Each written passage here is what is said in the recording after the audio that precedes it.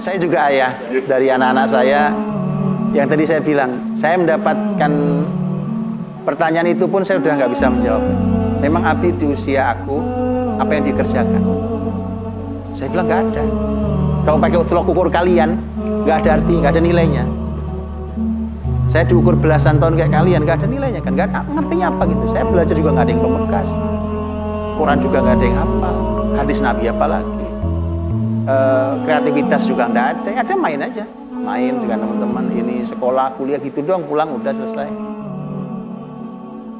Saya bilang gini, mungkin ada pengalaman di lapangan tentang para orang tua. Saya pikir ini solusinya ada di para ayah, bukan di para ibu.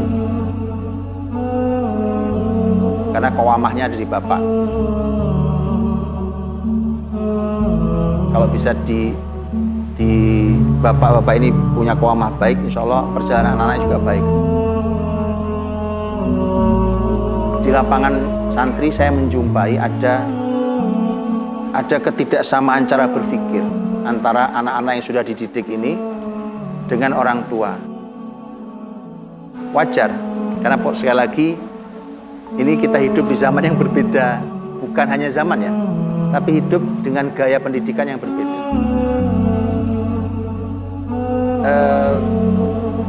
Sehingga yang terjadi seringkali adalah macet komunikasi. Sehingga saya bilang ternyata dulu kita berharap anak kita soleh dan pinter. Begitu anak kita soleh dan pinter, ternyata kita nggak siap. Ternyata kita nggak siap punya anak soleh. Kita nggak siap punya anak pinter. Akhirnya anak-anak itu di-cut. Begini. Padahal kalau pakai jalur ini jalur kita. Dan jalur kita itu ya kita ini. Hari ini kita nggak bisa menyelesaikan apa-apa kan. Ini kan ya umat di tangan kita ya begini-begini aja kan.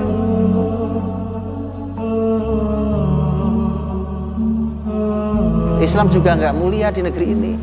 Yang mimpin juga bukan Islam di negeri ini kan gitu. Kemakmuran juga jauh. Saya cuma bilang untuk terutama para ayah itu sebagai qawam yang baik itu,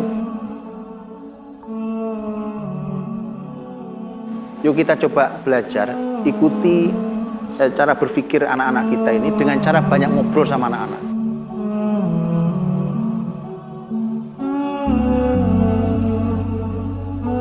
Ngobrol yang banyak dan banyak mendengar.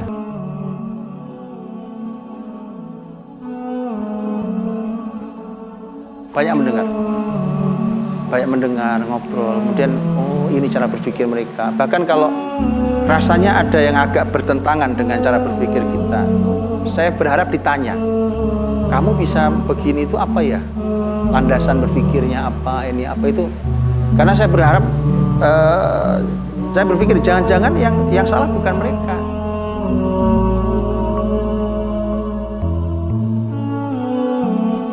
Jangan-jangan kita dengan cara berpikir lama kita, itu yang saya berpikir itu, walaupun nggak selalu, tapi supaya mudah-mudahan kita bisa dapat kita tahu mereka, kita nanti mengarahkan ke depan itu jadi tahu mengarahkan ke depan mereka nanti akan, menurut saya, karena yang terjadi di lapangan ada banyak kejutan.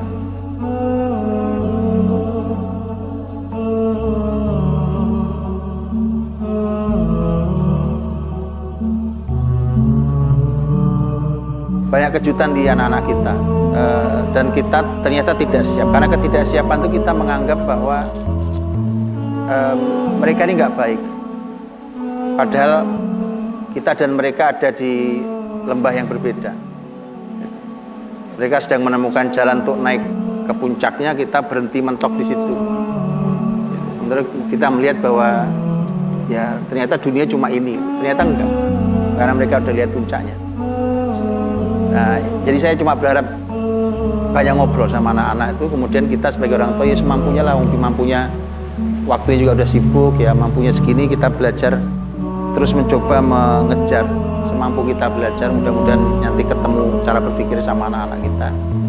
Nah, terus saya cuma minta banyak bicara deh sama anak-anak.